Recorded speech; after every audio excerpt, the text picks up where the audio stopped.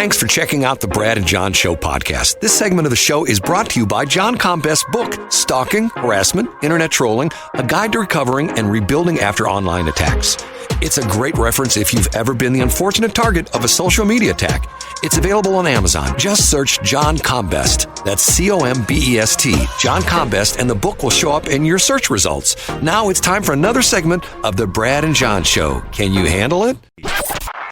Yes, it's me, Egbert. As the new owner of this station, I want to make sure we have the best talent on the air. That's why I've decided to ban all real estate agents and only have real talkers like Brad and John. Here they are, B and J. Does that mean no Tracy and Rick? Who are they? Okay, it's old John Combest. Was that in a company memo that I declined to read or didn't open yet? Oh no, we don't have company memos. We don't have Outlook. We don't have any of those things you don't like. That's right, Brad. Because right. I would be gone. Right, none of that stuff. No mandatory meetings or anything like that. Occasionally we'll have one, but we don't invite John because we know how he does. He doesn't like that. And you know what? I wouldn't want to go to a meeting where I thought my presence was actually wanted. There you go. Okay. National politics already. We have an interesting thing on the same stage. Was it last night in New Hampshire?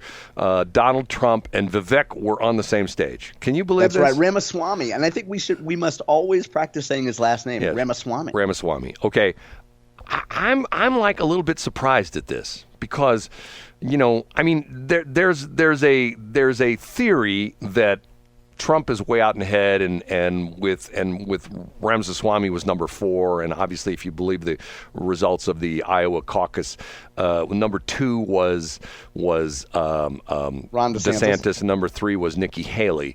A lot of people are saying they're just vying for the VP shot. They're just vying for that VP vice presidential thing. And you know what? I think that if Trump was smart, if he does get the nomination, I think the ideal vice president candidate would be Nikki Haley.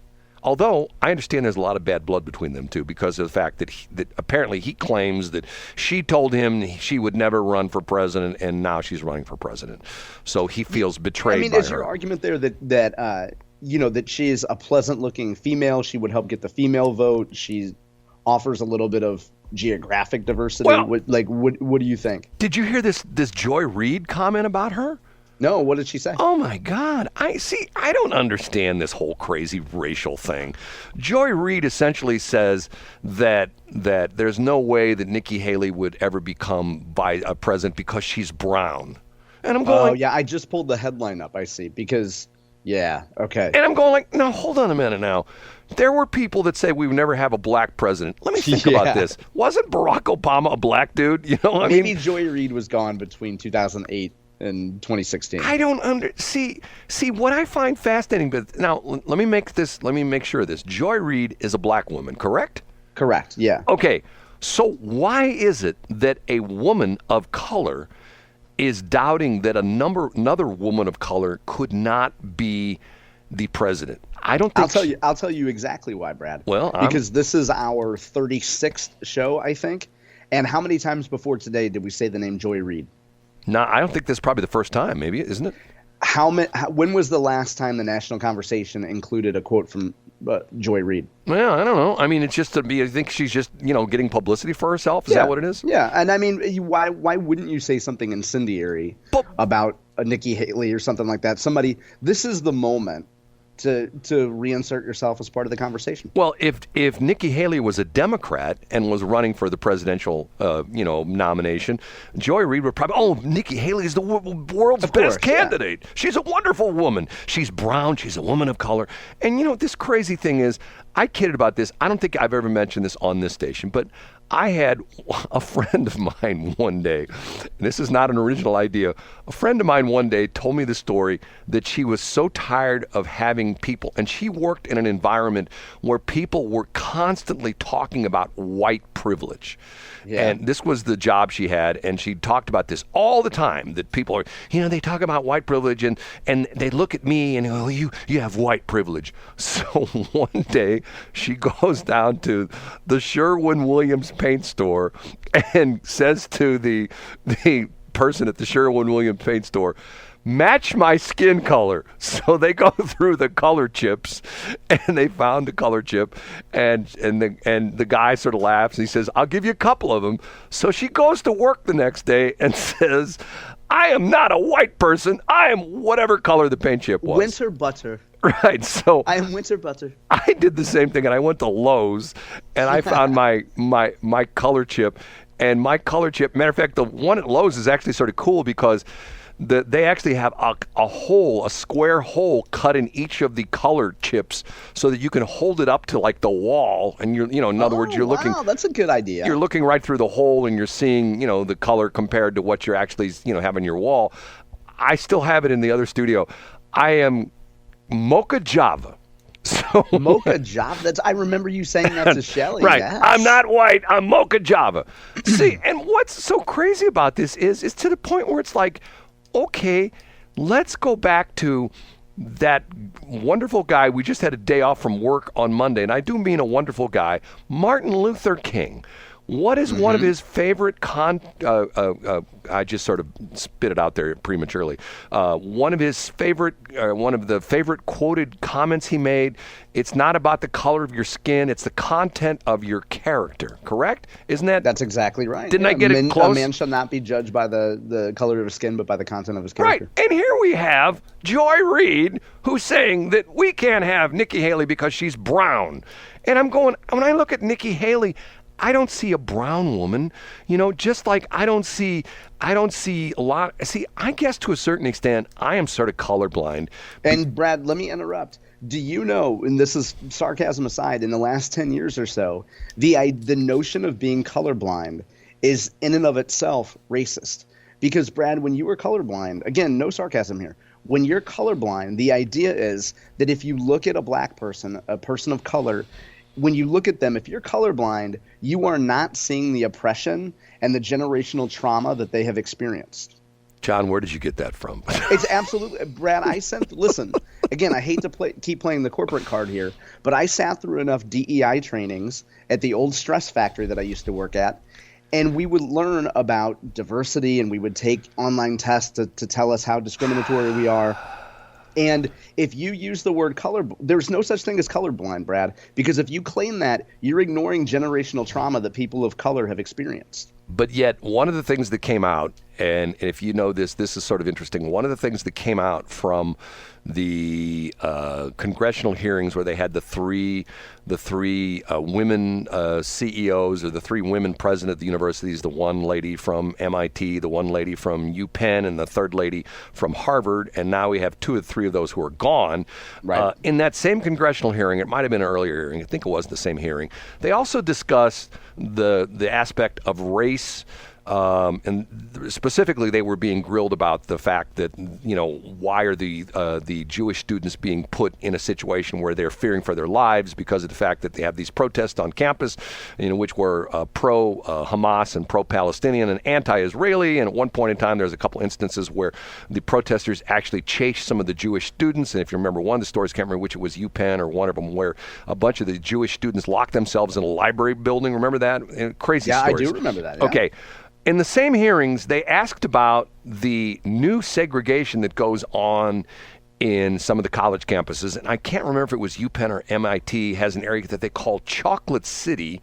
And you have to be black to be able to go into those dorms. And if no whites allowed. Right. And if you're, and am I telling the truth or what? Yeah, you absolutely are. Right. And I'm going like, okay, explain this to me. What happened? Didn't we go through a whole racial segregation thing? Didn't we have Dr. Martin Luther King and all these people who came forward and said to us, it's terrible that we have a separate, restaurant for blacks and whites. It's terrible we have a separate, drinking fountains for blacks and whites.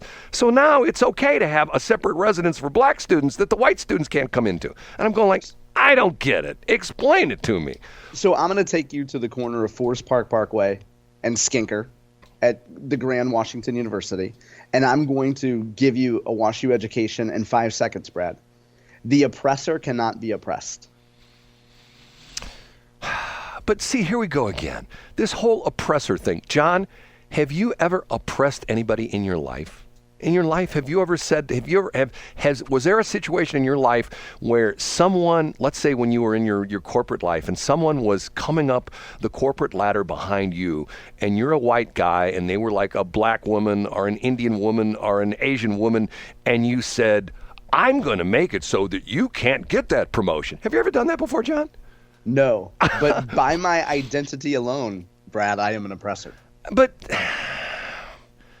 see, what's so bizarre about this is you listen to some of these things. It's like the 1619 Project, okay? If you've read into that, and I read into it, and finally I got to the point where I go, I can't go any farther.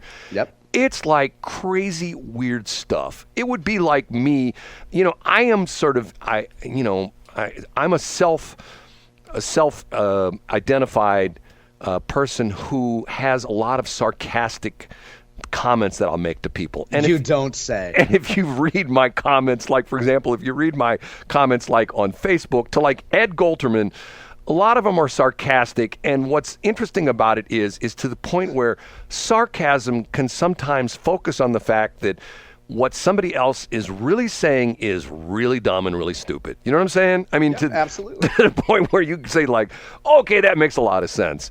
And some of this stuff, it's just to the point where it's like, it just doesn't make any sense to me.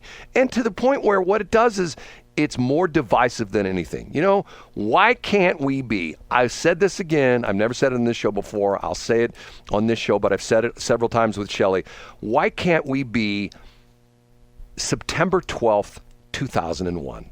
September 12th, 2001, where everybody came together.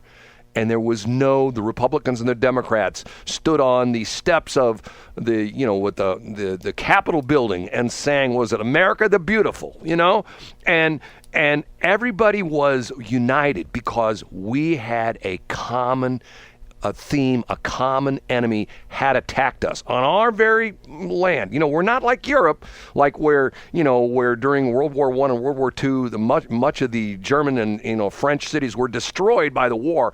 We've never had, except for the Civil War, we've never had a war on our own home turf.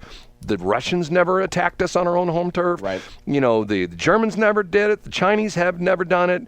The Japanese, technically, with Pearl Harbor, but that wasn't a state at the time; it was just a protectorate. But what we did was we went and we kicked their butt. You mess with us, and you get it back times 10.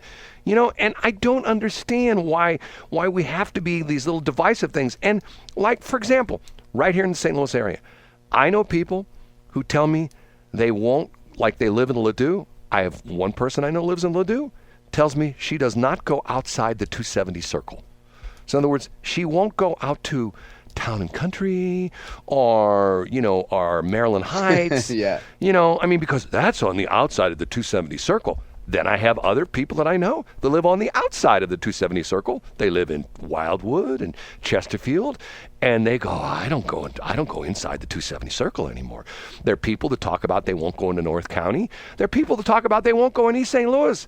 I go in East St. Louis all the time. Now, Brad, part of that, though, if we take race out of that, part of that might be just the general parochial nature of St. Louis, I think.